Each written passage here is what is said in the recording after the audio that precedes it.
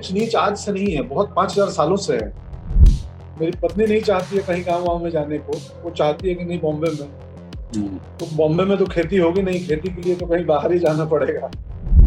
जब गंगा समंदर में मिलती है तो वो पार्ट चौड़ा होता है ना, तो मिर्जापुर 2 है वही है कि नदी समंदर में मिल रही है, वो मुहाना है जहाँ पे कालीन भैया थोड़ी कहानी बिहार की तरफ जा रही है, जो ट्रेलर में हमने कमिट किया है। शुरू हुआ लॉकडाउन तो जो कामगार थे, जो मजदूर थे यूपी के, बिहार के, उत्तर भारत के ज्यादातर, वो पैदल निकल पड़े। वो दृश्य याद है आपको? तकलीफ होती थी कि यार मतलब हम इतने दिन हो गए और हमने एक ऐसा संसाधन और इतनी असमानता है कि कुछ लोगों को अपने गुजर बसर करने के लिए इतना सफर करना पड़ता है। बिहार के चुनाव होने वाले हैं। मैं बिना किसी का नाम लिए सिर्फ ये जानना चाहता हूँ कि आप क्या बदलाव होते देखना चाहते हैं? वहाँ के लोगों को कमाने के लिए बाहर न जाना पड़े, वहाँ रोजगार मिल जाए। तो महीनों घर में बंद रहे लॉकडाउन में, तो क्या ऑब्जर्व किया? सबसे खास बात वो क्या थी जो आपने ऑब्जर्व? मेरे बेटी का सेंस ऑफ ह्यूमर बहुत तगड़ा हो गया, जो मुझे पिछले 2 साल से मालूम नहीं था।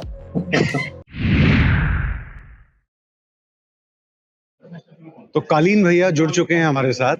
देखिए बिल्कुल नए अवतार में दिख रहे हैं और जाहिर है इस बार नियम सेम होंगे कि बदलेंगे। पहला तो मेरा सवाल यही है कि कब से इंतजार था पंकज भाई कि मिर्जापुर 2 आए? ये मिर्जापुर 2 में क्या होने वाला है? बहुत कुछ होने वाला है, ये तो 23 अक्टूबर को मालूम चलेगा।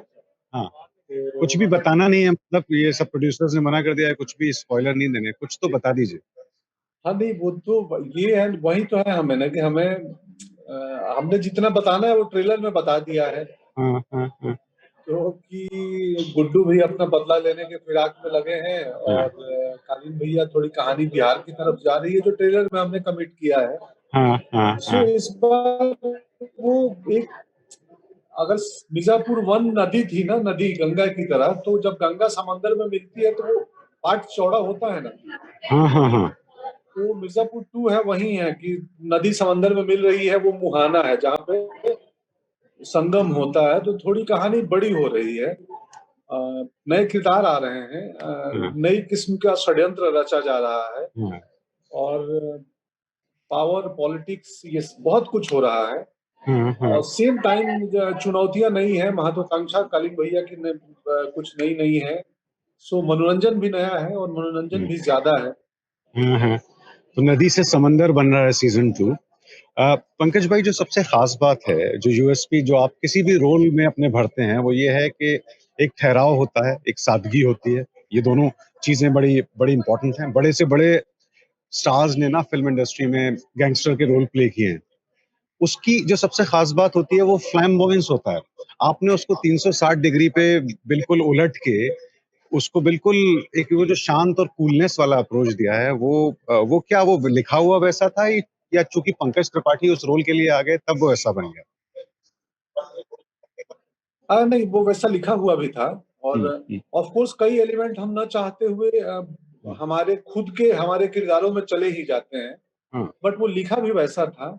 हाँ ये बड़ा बहुत इंटरेस्टिंग सवाल है कि हाँ अ, हिंदी सिनेमा के गैंगस्टर जो हैं, कई बार समझ में नहीं आता है कि रियल लाइफ के गैंगस्टर सिनेमा से इंस्पायर्ड होते हैं कि सिनेमा वाले गैंगस्टर रियल लाइफ से इंस्पायर्ड होते हैं। वो बड़ा, आपको बहुत सारे माफिया या गैंगस्टर दिखेंगे जो बहुत फिल्मी तरीका से रहते थे। हम्म, हम्म, अब वो समझ में नहीं आता है कि उनसे फिल्में इंस्पायर हुई कि फिल्मों से वो लोग इंस्पायर हो गए। हम्म, सो बट जो एक प्रोफेशनल माफिया होगा ना, हम्म, हम्म, कि देखिए आज के गैंगस्टर जो है ना, वो बहुत बहुत ही मॉडर्न कपड़ों में और कोट पैंट पहन के, हो सकता है आपको एक कॉर्पोरेट गाय की तरह दिखे, लगे कि कुछ सीईओ है किसी कंपनी के। तो हाँ, मजा तभी आता है कि जो क्लीशे है ना, एक धारणा बनी हुई है कि हम्म, गैंगस्टर ऐसा होता है, जैसे अब एक सिनेमा ने एक आर्मी मैन की धारणा बनाई थी कि आर्मी का रिटायर्ड आदमी भी ऐसा होता है, जो मैंने गुंजन में ब्रेक किया, तोड़ा। जी जी जी। वो भी एक नॉर्मल ह्यूमन बीइंग होता है, वो हाँ हाँ। रोटी घर में मांगता है, ऐसा नहीं कि गन दो। हम्म, हम्म, हम्म, तो इसमें भी वो, जो मुझे हमेशा लगता है कि यार जितना बचा जा सके क्लीशे से, हम्म, स्टीरियोटाइप होने से, हम्म, तो उतना बेहतर है और उतना नया होगा। तो हम्म, कालीन भैया लिखे भी ऐसे गए थे और प्लस बतौर एक्टर मेरा अप्रोच थोड़ा ऐसा होता है कि मैं उनको जेन्युइन बनाऊं जी रियल जी। बनाऊं कि आपको डर लगे उनसे, आपको लगे कि बंदा ये हम्म। थोड़ा डरावना है, लेकिन डराने का कोई एलिमेंट हाँ, दिखा नहीं दिखा रहा नहीं है, रहा है। आंखें बड़ी हाँ कर रहा है। हाँ हाँ। लेकिन लेकिन आप उसको सीरियसली लेंगे और मतलब वही वही सबसे बड़ी बात है कि वो अपने जो अपना कर रहा है, पूरा धंधा चला रहा है, वो एक जॉब की तरह चला रहा है and he is serious about it. ये ये जो सादगी और ये जो डाउन टू अर्थ अप्रोच कहाँ से आती है पंकज भाई? ये उस बचपन से आती है जो बिहार में भी था, आप ये उस परवरिश से जो एक किसान परिवार में हुई, या वो जो लंबा संघर्ष फिल्म इंडस्ट्री में हुआ वहां से आया? ये जो अप्रोच है एक पर्टिकुलर, जो आपको देखते ही समझ में आती है, जिस रोल जो आप अपने हर रोल में भी एक इंसानियत भरते हैं, ये अप्रोच कहाँ से आई? देखिए, एक्टर बनने में ना 40-45 साल का अनुभव इंक्लूडेड होता है, आपकी जिंदगी के अनुभव। तो मैं इकलौता ऐसा अभिनेता हूँ जिसकी आधी जिंदगी गांव में गुजरी है, ऑलमोस्ट 23-24 साल तक गांव में था, और उसके बाद के 22-23 साल अर्बन मेट्रोज में, दिल्ली और मुंबई। सो जिस किस्म की परवरिश, जिस सब टाइप की दुनिया मैंने देखी है, जैसी किताबें पढ़ी है, जैसे लोगों से मिला हूँ, वैसे ही तो हम बनते हैं। तो मतलब आप जैसा सोचोगे ना वैसा ही बनोगे। जी तो जी। यही है कि वो चीज आती है कि जिस किस्म का अनुभव मेरे पास है, उसी से मैं ऐसा बना हुआ हूँ, हम्म, जिंदगी हम्म, का, लोगों का, किताबों का। हम्म। एक मैंने कहीं और आपका इंटरव्यू भी पढ़ा जहां आप बात कर रहे हैं कि मैं तो कुछ साल काम करने के बाद रिटायरमेंट ले लूंगा और खेती करूंगा। तो ये बात अगर कोई और एक्टर कहता पंकज भाई, तो मुझे लगता है ये पीआर है, बस फेंक रहा है। लेकिन जब आप कह रहे हैं तो यकीन करने को दिल करता है। मैं तो मतलब क्योंकि मुझे ना तालाब किनारे मैं 2 घंटे 4 घंटे बैठ सकता हूँ, और जेन्युइनली बैठ सकता हूँ, बिना ये बोले कि मैं नेचर फ्रेंडली आदमी हूँ। तो हम्म। मेरा बचपन का 20 साल मुझे बहुत पसंद है, फार्मिंग, खेती करना। वो कमाल का आर्ट लगता है मुझे, वो भी आर्टिस्टिक काम है मेरे लिए, हम्म, फार्मिंग। हम्म, तो हम्म, करूंगा आगे, मेरा प्लान है, मैं लगा हुआ हूँ। मेरी पत्नी नहीं चाहती है कहीं गाँव वाँव में जाने को, वो चाहती है कि नहीं बॉम्बे में। हम्म, तो बॉम्बे में तो खेती होगी नहीं, खेती के लिए तो कहीं बाहर ही जाना पड़ेगा। तो यस, मैं प्लान कर रहा हूँ जी कि मेरा जी। मन है कि जब कम काम करने लगूं तो मैं जाऊं और खेतों में रहूं। आनंद उसका अलग सुख है, असल में पूरी जिंदगी हम वही करना चाहते हैं जिस काम में हमें आनंद आए। हाँ। तो फिलहाल एक्टिंग में आनंद आ रहा है, जिस दिन एक्टिंग का आनंद कम हो जाएगा, या जब मन करेगा कि बहुत हुआ, तो उस दिन करेंगे वो। देखिए, खुदा करे ऐसा ना हो, क्योंकि जो हम लोगों को आपको देखने में आनंद आता है वो चला जाएगा फिर। आप खेती छोड़ दीजिए अभी फिलहाल इरादा। आमतौर पर व्यस्त रहते हैं पंकज भाई, टाइम नहीं मिलता होगा जीवन की छोटी छोटी बातें ऑब्जर्व करने में। अब तो महीनों घर में बंद रहे लॉकडाउन में, तो क्या ऑब्जर्व किया? सबसे खास बात वो क्या थी जो आपने ऑब्जर्व? मेरी बेटी का सेंस ऑफ ह्यूमर बहुत तगड़ा हो गया, जो मुझे पिछले 2 साल से मालूम नहीं था कि उसका सेंस ऑफ ह्यूमर बहुत कमाल है। मैं जब सुबह निकलता था हम्म, और रात हम्म, को आता था तो वो सो गई होती थी। हम्म, तो मुश्किल हम लोग 15 दिन पे एक दिन कभी लंच पे, डिनर पे मिल गए। हम्म, हम्म। तो अब इस लॉकडाउन में उस दिन भर घर में रह के, साथ रहते रहते पता चला कि सेंस ऑफ ह्यूमर बहुत तगड़ा है उसका। जैसे कि कोई कहानी बताइए, क्या हुआ? अभी तो कई, मतलब एक साधारण से घटना को जिस पर्सपेक्टिव से वो बताती है या नरेट करती है, हाँ तो मुझे मालूम चला कि अरे यार, इसका तो बड़ा तगड़ा सेंस ऑफ ह्यूमर है। हाँ। कल रात में मैं उसको बोला कि तेरे को आज एक कहानी सुनाता हूँ, तो एक फोक टेल्स में पढ़ा, इंटरनेट पे जाके मैंने एक चोर और राजा की कहानी पढ़ी। हाँ और वो रात को कल वो सोने गई तो मैं उसको सुना रहा था। हाँ तो जितना हंसी है उस कहानी में, और हालांकि 9th में है वो, हाँ। तो बट अभी भी उसको ना वो छोटे बच्चों वाले खिलौने और फोक टेल्स कहानियां बड़ी पसंद है। तो कल हम दोनों बाप बेटी रात को सुनाए हैं, कल ही रात में, और बहुत हंसी है। वो चोर और राजा की कहानी थी, उसमें थोड़ा ह्यूमर भी था उस कहानी में। हाँ। तो जिस तरीके से वो ऐड करती है या वो अपना इनपुट देती है, तो पता चलता है कि यार, इसका सेंस ऑफ ह्यूमर बहुत बढ़िया डेवलप हो रहा तो डीएनए भी तो कोई चीज होती है मतलब। है। तो कुछ हुआ हो ना हुआ हो, लॉकडाउन ने परिवारों को करीब जरूर ले आया। ऑफ लॉकडाउन में एक कोर्स। और चीज हुई पंकज भाई, क्योंकि आप बिहार से आते हैं। जब शुरू हुआ लॉकडाउन तो जो कामगार थे, जो मजदूर थे यूपी के, बिहार के, उत्तर भारत के ज्यादातर, वो पैदल निकल पड़े।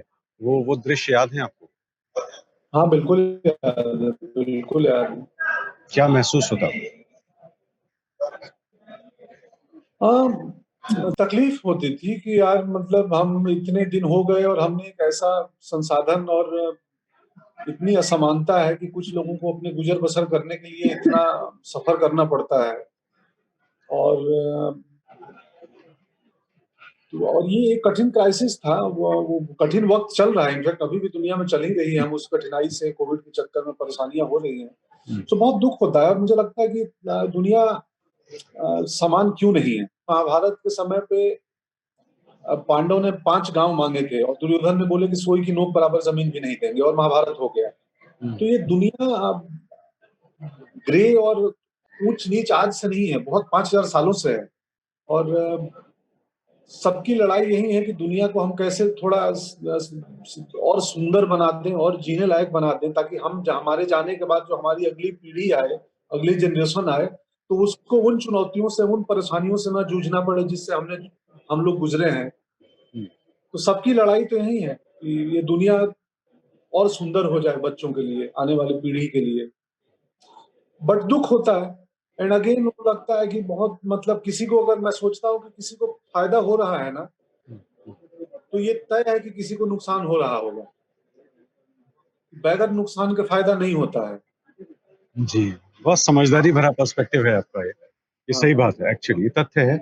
और चूंकि ये पॉलिटिकल सवाल नहीं है जो मैं पूछ रहा हूँ, बिल्कुल भी ये मैं इस लिहाज से पूछ रहा हूँ कि आप भी बिहार में आपका बचपन बीता है, बिहार के चुनाव होने वाले हैं। मैं बिना किसी का नाम लिए सिर्फ ये जानना चाहता हूँ कि अमेरिका में भी जैसे इस वक्त चुनाव हो रहे हैं, तो वहाँ पे क्या मुद्दे हैं?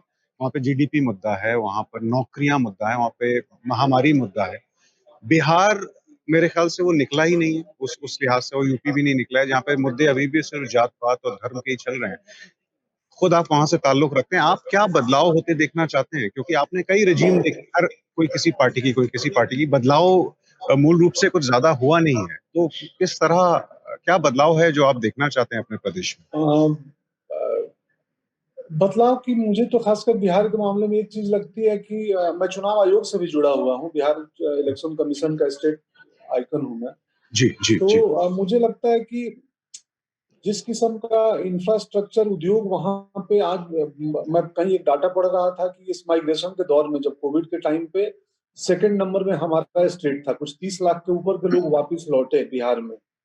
और मैं नॉर्थ बिहार से आता हूँ, नॉर्थ बिहार में हर साल बाढ़ आती है, नेपाल के पानी नीचे आ जी जाता है। जी जी। और वहाँ रोजगार, वहाँ इंफ्रास्ट्रक्चर, कल कारखाने, फैक्ट्री, उतने सृजन नहीं हो पाए रोजगार का कि वहाँ के लोगों को कमाने के लिए बाहर न जाना पड़े, वहाँ रोजगार मिल जाए। तो मुझे लगता है कि जो भी नई लीडरशिप आएगी या जो मौजूदा लीडरशिप है, इस पे विचार करेंगे और रोजगार क्रिएट करेंगे। और एक बहुत सुंदर चीज है, मतलब संक्षिप्त में याद है मुझे, अचानक आपने चुनाव आने वाला है बिहार का, तो मतदाता शपथ पत्र एक होता है जो आमतौर पे मतदाता दिवस के दिन ली जाती है, मतदाता लेते हैं, कि उसमें मुझे पूरा सार याद है कि हम भारत के मतदाता, ये लोकतंत्र में आस्था रखते हुए धर्म, जाति, संप्रदाय, भाषा, क्षेत्र, अन्य किसी प्रकार के प्रलोभन से मुक्त होके हम मतदान में हिस्सा लेंगे हर चुनाव में। सो मुझे लगता है कि वोटर्स, जो दुनिया में हम बदलाव चाहते हैं समाज में, वो इसी से आएगा, लोकतंत्र के प्रोसेस में। तो आप निकलें और बहुत ही समझदारी पूर्वक अपने नेता का चयन करें और मतदान ज्यादा से ज्यादा करें। तो वो सुबह कभी तो आएगी ना जब वो शपथ पत्र के हिसाब से देश में और प्रदेशों में सब कुछ हम होने तो लगे। मैं इसीलिए तो मैं अभी बातचीत में वो याद आ गया मुझे, तो मैंने जिक्र भी किया कि और आना चाहिए, आना चाहिए, चुनाव आयोग बोलता है उसी। हाँ हाँ, तो कालीन कालीन भैया में कितने पंकज त्रिपाठी अगर वापस लौट के जाते जाते पूछें कि वो कालीन भैया एक बिल्कुल फिक्शनल किरदार मान लें, या उसमें पंकज त्रिपाठी ने अपना भी कुछ बहुत कुछ डाला है? नहीं नहीं नहीं, फिक्शनल किरदार है, बिल्कुल फिक्शनल किरदार है, लेकिन फिक्शनल किरदार को करते हुए भी मैं उनकी समझ तो हम डालते ही हैं। तो इस बार कालीन भैया की थोड़ी सी पॉलिटिकल एम्बिशंस भी हैं।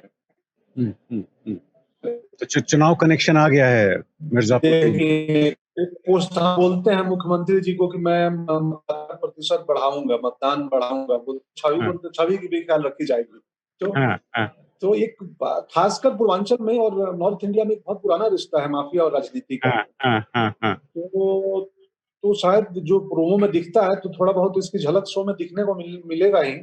हाँ तो हम ऑफ कोर्स ये फिक्शनल किरदार हैं, एक हाँ, राइटर ने लिखा है, हाँ, लेकिन हम करते हुए कुछ कुछ एलिमेंट तो हम सोचते हैं तो अपने ही दिमाग से सोच रहे होते हैं। हाँ, तो हाँ, मैं कई छोटी-छोटी चीजें सोशल कमेंट्री मैं किरदारों में ऐड कर देता हूँ और राइटर से हाँ, पूछ के, डायरेक्टर से पूछ के कि ऐसा हाँ, ना लगे हाँ, कि आउट ऑफ द बॉक्स ये बात है। हाँ, हाँ, तो हाँ, मिर्जापुर 2 में भी मैंने कुछ थोड़े सटायर ऐड किए हैं थोड़े बहुत, हाँ, हाँ, हाँ।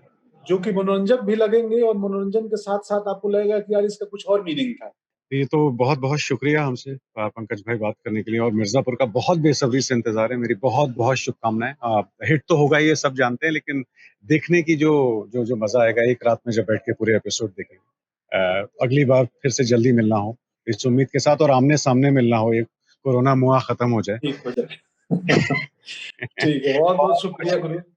एबीपी न्यूज आपको रखे आगे।